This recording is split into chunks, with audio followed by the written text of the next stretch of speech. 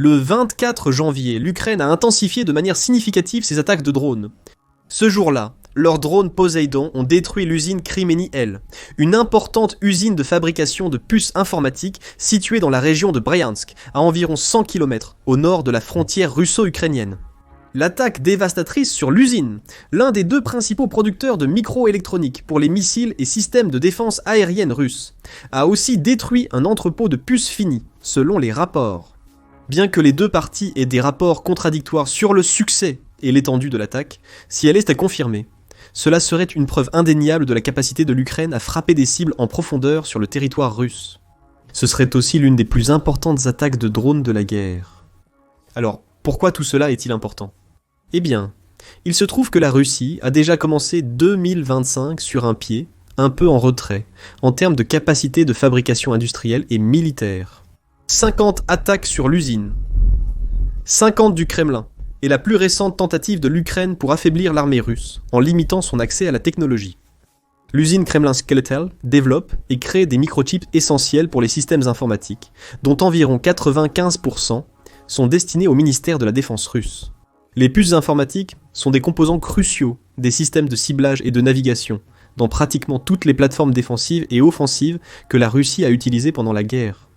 On estime que les puces provenant de Kremlin L ont été utilisées dans les systèmes de missiles, en particulier le Pantsir, le S-300, le S-400, et peut-être le S-500, et les missiles Kaliba. La production des systèmes de défense aérienne Pantsir et S, cruciale pour la Russie, a été gravement touchée par l'attaque de drones ukrainiennes parmi ces trois cibles. Selon les responsables du Kremlin, l'attaque a durement touché leur alimentation électrique et leur chaîne de montage. Le système de défense anti-aérien et anti-artillerie Pantsir est un élément clé de la stratégie russe de défense aérienne à courte portée. Conçu pour contrer les menaces d'avions volant à basse altitude, de missiles de croisière et de drones, il combine des lance-missiles solaires et des canons automatiques à tir rapide sur une plateforme mobile, offrant une défense polyvalente contre les menaces aériennes, avec des radars avancés pour l'acquisition et le suivi des cibles. Le Panzer peut verrouiller plusieurs cibles simultanément, ce qui en fait un atout précieux dans les zones de conflit de haute intensité, comme ceux sur le front du Donbass. Sa mobilité permet un redéploiement rapide pour protéger les mêmes actifs critiques que l'arsenal croissant de drones et d'armes de précision à longue portée de l'Ukraine. Les forces ukrainiennes ont utilisé ces drones pour cibler les hubs logistiques et les positions arrière en profondeur dans le territoire contrôlé par les Russes. L'objectif était d'empêcher la Russie de renforcer le front et d'exploiter son avantage numérique. La capacité du Pantsir à engager de petites cibles en mouvement rapide en a fait l'un des principaux outils de défense contre ces menaces. Sa capacité à deux niveaux, interceptant les drones avec des missiles à longue portée et finissant les cibles plus proches avec ses canons automatiques, s'est avérée essentielle pour faire face aux défis posés par les attaques en essaim et les drones kamikazes. La Russie a aussi misé sur le Pantsir pour protéger des sites stratégiques en Crimée, dans l'est de l'Ukraine, et le long de sa frontière. Le déploiement du système autour d'infrastructures critiques telles que les aérodromes et les dépôts de munitions démontre à quel point il est important pour protéger les actifs de grande valeur de la fréquence croissante des frappes ukrainiennes. Malgré cela, le système a eu du mal à suivre le volume pur et l'adaptabilité des tactiques de drones ukrainiennes, indiquant des lacunes dans ses performances sous une pression soutenue. Le système a également montré des faiblesses dans la gestion des drones conçus pour exploiter ses vulnérabilités radar et de ciblage. Les drones commerciaux plus petits, modifiés par l'Ukraine, arrivent parfois à contourner la détection du Pantsir grâce à leur faible signature radar. Cela a poussé la Russie à adapter ses stratégies défensives, combinant souvent le Pantsir avec d'autres systèmes pour créer une défense aérienne multicouche. Cependant, cette approche disperse les ressources, surtout que l'Ukraine continue d'élargir son utilisation d'armes à longue portée fournies par l'OTAN et de drones produits localement capables de frappes profondes sur le territoire contrôlé par la Russie. Mais c'est là que le S-500 entre en jeu. Le S-500, Promet, le système de missiles anti-aériens russe le plus avancé, est une amélioration notable des S-300 et S-400 précédents. Le S-500, conçu pour une défense aérienne et antimissile complète, apporte des technologies et capacités modernes, repoussant les limites de la défense aérienne traditionnelle. Contrairement à ses versions antérieures, le S-500 est un système multicouche, capable de faire face à une large gamme de menaces, des avions traditionnels et des missiles de croisière aux armes hypersoniques et aux missiles balistiques intercontinentaux. Cela marque un bond générationnel dans l'infrastructure de défense stratégique russe, signalant l'intention de Moscou de contrer les nouvelles menaces du champ de bataille moderne, comparé aux versions précédentes. Le S-300, introduit pendant l'ère soviétique, fut le premier système majeur de cette lignée, conçu pour contrer les avions et missiles de croisière à moyenne et longue portée. Révolutionnaire pour son temps, il offrait une grande mobilité et un engagement simultané de plusieurs cibles, ouvrant la voie aux versions futures. Cependant, quelques décennies plus tard, sa faible portée et son radar peu performant ont révélé que le système était dépassé face aux menaces en évolution. Le S-300 et ses variantes sont restés l'un des principaux exports de défense anti-aérienne de la Russie, notamment vers des pays comme l'Iran, qui en dépendaient par manque de leur propre technologie. En 2024, le S-300 a rappelé l'importance cruciale des défenses anti-aériennes modernes et les lacunes du système actuel. Dans le conflit entre les États-Unis et l'Iran cette année-là, les frappes aériennes américaines ont réussi à contourner complètement les S-300 ou à retirer les batteries avant de bombarder les défenses du pays. Et ce n'est pas comme si les S-300 étaient particulièrement utiles en Ukraine non plus. On estime que l'Ukraine a détruit au moins 10 de ses batteries tout au long de la guerre, démontrant à quel point les anciens systèmes de défense obsolètes n'ont pas leur place sur les champs de bataille modernes. Le S-400, Triumph, lancé dans les années 2000, a corrigé ses défauts, grâce à des radars améliorés, une portée d'engagement allant jusqu'à 400 km et la capacité d'intercepter davantage de cibles, dont les missiles balistiques. Le S-400 a intégré des systèmes de suivi et de guidage avancés pour gérer des menaces plus rapides et évasives. Le S-400 était considéré comme un système de défense similaire au Patriot américain. Les deux systèmes, conçus pour être les meilleurs de leur catégorie, sont présents dans les deux camps du conflit. Alors que le Patriot était l'une des vedettes des systèmes de défense aérienne ukrainiens, le S-400 n'a pas vraiment brillé. Jusqu'à fin 2024, l'Ukraine n'a mené que des frappes limitées à longue portée.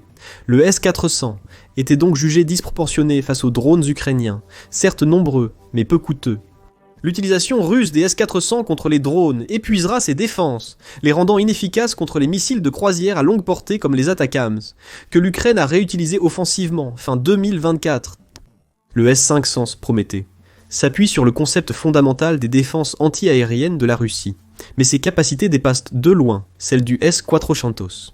Avec une portée d'engagement dépassant 350 miles, le S-500 peut cibler des menaces bien au-delà de ses prédécesseurs. Il est conçu pour contrer les missiles hypersoniques, se déplaçant à des vitesses de Mach 5 ou plus, l'un des plus grands défis de la défense aérienne moderne. Le système radar a été grandement amélioré, avec une sensibilité et une portée accrue, lui permettant de détecter et suivre les avions furtifs et les satellites en orbite basse, lui conférant un double rôle dans la défense spatiale. Le S-500 est l'un des systèmes de défense aérienne les plus polyvalents au monde, offrant une protection multidomaine. Un aspect essentiel de l'évolution du S-500 était sa conception modulaire, permettant son intégration à d'autres systèmes du réseau de défense aérienne russe. Il peut opérer avec les batteries S-400, formant un système de défense multicouche. L'automatisation et la numérisation accrue du système le rendent plus rapide, réactif et efficace que ses prédécesseurs, nécessitant moins de personnel et augmentant ses chances d'intercepter des missiles en vol. Le S-500 combine cela avec des performances de cybersécurité avancées, ce qui le rend relativement sûr contre le sabotage et le piratage. Le développement du S-500 reflète les priorités stratégiques de la Russie pour contrer les capacités avancées des puissances occidentales, en particulier l'OTAN. Sa capacité à intercepter des missiles hypersoniques et balistiques concorde avec l'accent de Moscou sur le maintien de la dissuasion face aux nouvelles technologies. En particulier, les États-Unis ont longtemps maintenu une emprise quasi totale sur la supériorité aérienne, sans avoir à recourir à l'armement nucléaire. La Russie est incapable de cela. Les récentes frappes américaines au Moyen-Orient, contre des bunkers et autres cibles renforcées, ont démontré les capacités de l'US Air Force grâce à des bombardiers modernes et des munitions de percement avancées. Malgré ces caractéristiques avancées, le S-500 est confronté à des défis de coût et de capacité de production. La Russie n'a en réalité construit et opérationnel qu'un seul de ces systèmes. Ils dépendent fortement des anciens S-400 et du S-300 obsolètes, ainsi que d'autres systèmes pour leur défense aérienne et leur artillerie. Toutefois, ces systèmes ont été affectés par la capacité de l'Ukraine à mener des frappes aériennes réussies en Russie, principalement en raison de l'évolution rapide de sa guerre à longue portée. Au début de la guerre, les capacités aériennes de l'Ukraine étaient des modestes, largement surpassées par l'armée de l'air russe. Cependant, lorsque la Russie a commis une série d'erreurs stratégiques qui ont prolongé la guerre au-delà des quelques semaines prévues, les systèmes de développement militaire de l'Ukraine ont commencé à produire des drones de plus en plus compétents et puissants pour contrer l'avancée implacable. Les drones commerciaux ont grandement aidé l'Ukraine à défendre son territoire. Ils étaient mortellement efficaces, à courte portée, et particulièrement adaptés à la guerre de guérilla que l'Ukraine a été contrainte d'utiliser pour contenir l'avantage numérique russe. Ils sont peu coûteux à acheter et à transformer en engins, pouvant transporter des optiques puissantes, des mines anti-chars mortelles ou des grenades recyclées. Sur les environ 1 200 000 drones dont l'Ukraine a disposé au cours des 3 dernières années de la guerre, environ 90% étaient des drones à vue à la première personne, ou des drones first-person view, comme le DJI Mavic. Cependant, ces chiffres montrent le nombre de drones nécessaires pour être efficaces au combat. Le nombre de ces petits appareils, dépassant le million, a probablement surpassé le total des soldats du pays ces 3 dernières années. Certaines équipes opérant des drones suggèrent qu'entre un drone sur 8 et un drone sur 10 parviennent réellement à atteindre ou à lancer une attaque sur la cible prévue. Si cette statistique se maintient, les drones commerciaux pourraient représenter plus de 100 000 attaques. Étant donné que ces drones commerciaux ne sont efficaces qu'à courte portée, la Russie utilise seulement des tactiques, comme le radar et le brouillage réseau, pour les contrer. En raison du faible coût des drones, il n'est pas économiquement censé d'utiliser une batterie anti-aérienne de plusieurs millions de dollars comme le S-300 pour abattre un drone transportant une mine en anti-char. Et les 10% restants de drones, ce sont précisément ceux que l'Ukraine a su perfectionner ces dernières années. Ce sont principalement des drones militaires, conçus pour percer les défenses ennemies, au sens figuré, en tirant profit de leur vitesse élevée, leur portée opérationnelle longue, et leur empreinte optique et technologique réduite. Contrairement aux drones américains utilisés au début des années 2000 pour des frappes de précision au Moyen-Orient, ceux-ci sont conçus pour être des drones kamikazes, à usage unique. De plus, la nouvelle génération de drones à longue portée est bien moins coûteuse à construire et à déployer que les drones américains, en termes de ressources, de soutien et de logistique. En réalité, l'Ukraine et la Russie ont toutes deux accès à des drones kamikazes longue portée. La Russie utilise principalement les drones iraniens Shahed 136 qui ont eu un impact significatif ces dernières années. Ce drone n'est pas très sophistiqué et possède une petite charge explosive. Ses points forts sont ses excellentes capacités à longue portée, une technologie anti-brouillage quelque peu compétente et surtout des coûts de fabrication et d'acquisition extrêmement bas qui tournent autour de 40 000 $. Bien que cela soit nettement plus que le coût d'un drone commercial militarisé, l'arsenal Shahed a permis à la Russie de maintenir l'Ukraine sur la défensive pendant une grande partie de sa campagne, indépendamment du peu de terrain que la Russie a réussi à gagner entre-temps. Contrairement à la Russie qui importe principalement ses drones d'Iran avec une production domestique minimale, l'Ukraine développe et construit activement sa propre flotte de drones militaires. Plus de 22 types de drones longue portée sont présents sur le champ de bataille, la plupart étant similaires entre eux, et aux drones modernes d'Iran, des États-Unis, de Turquie et de Chine. L'un des drones les plus couramment produits en Ukraine est le UJ-26 Castor, également connu sous le nom de Boba. C'est un petit drone canard avec un corps élégant et une queue inversée singulière. Le Castor peut transporter jusqu'à 44 livres de charge utile, des explosifs, et a une portée maximale d'environ 600 miles, ce qui permettrait d'atteindre des complexes militaires et industriels clés près de la frontière russo-ukrainienne.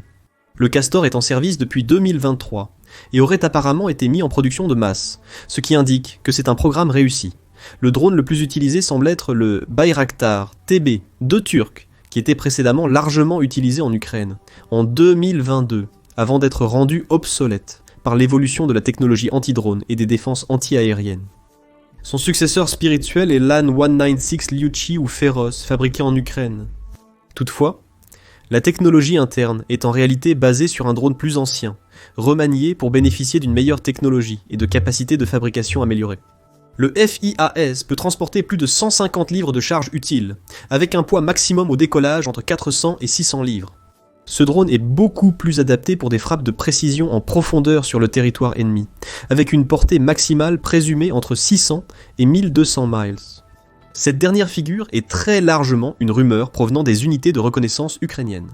Si c'est vrai, ce serait probablement grâce à une économie de carburant, un stockage et une aérodynamique améliorée.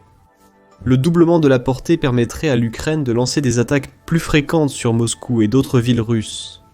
Le troisième drone majeur utilisé au combat est l'AQ-400 Sight, qui a débuté comme un projet bénévole. Malgré son aspect brut ressemblant plus à une boîte qu'à un drone élégant, il aurait une portée d'environ 450 miles et pourrait transporter une charge utile d'environ 40 livres. Il est également possible d'accroître la portée en réduisant la charge utile, permettant aux drones d'avoir une capacité de frappe à longue portée similaire à la plupart des autres véhicules aériens sans pilote ukrainiens. Cela ne fait qu'effleurer la surface des différents drones utilisés par l'Ukraine depuis le début de la guerre, mais malgré leur diversité, la plupart d'entre eux partagent de nombreuses similitudes frappantes. L'avantage principal des drones ukrainiens est leur altitude opérationnelle supérieure. Ces drones volent à des altitudes inaccessibles aux défenses aériennes basées sur des autocanons, ne descendant qu'au moment de frapper leur cible à des vitesses de centaines de km/h. Leur nature les rend très difficiles à contrer conventionnellement, forçant la Russie à recourir principalement aux défenses antimissiles traditionnelles. Même ainsi, la Russie a constamment réussi à abattre la majorité des drones que l'Ukraine leur envoie. L'attaque du 24 janvier, par exemple, a commencé avec plus de 100 drones dispersés dans 11 régions, mais le ministère de la Défense russe maintient qu'il en a neutralisé plus de 50. La nature contradictoire des témoignages des témoins et le récit peu fiable qui entoure certaines des frappes signifie qu'il peut ne pas être possible de déterminer réellement l'étendue réelle des dégâts. Une seule frappe de drone a fait comparer à plusieurs. Cependant, des rapports indiquent qu'au moins 50 explosions ont eu lieu dans les zones ciblées, suggérant le succès massif des drones lorsqu'ils sont bien utilisés. Ces frappes à longue portée nécessitent un autre type de drone de surveillance pour être possible. Contrairement aux drones kamikazes, les drones de surveillance peuvent fonctionner plus longtemps, rester en l'air ou effectuer des trajectoires complexes et détournées. Cela leur permet de surveiller une vaste zone pour évaluer les cibles. Les drones de surveillance ont généralement une portée plus faible que les drones kamikazes, avec un ciblage à longue portée via système de positionnement global et système de navigation par satellite. Initialement utilisés comme drones d'attaque, les Bayraktar turcs ont ensuite été relégués à la reconnaissance à longue distance avant d'être largement remplacés par des modèles plus modernes.